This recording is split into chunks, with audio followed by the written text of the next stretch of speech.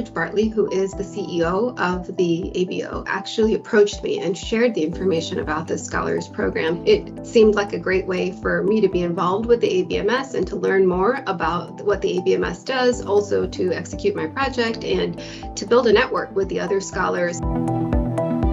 In ophthalmology, there's been growing literature that does show that there are some gender disparities, whether it comes to income levels for practicing ophthalmologists. There's also disparities with regard to the number of surgical procedures that are performed by faculty as well as by trainees.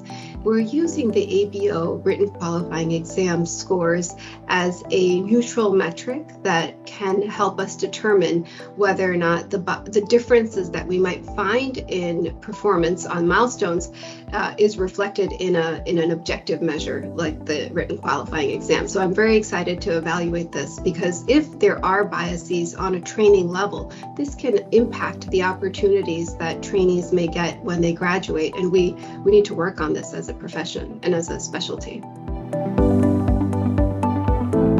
One of the most important things we do as physicians in our career, and especially in an academic career, is network. I view this as an opportunity to find new collaborations, work with other people in different institutions and different organizations to sort of further our fields. I've been inspired by the work of some of my other colleagues and in the program, and look forward to finding ways to work together with them in the future, as well as some of the alumni of the program, getting to know them and finding ways to collaborate in the future.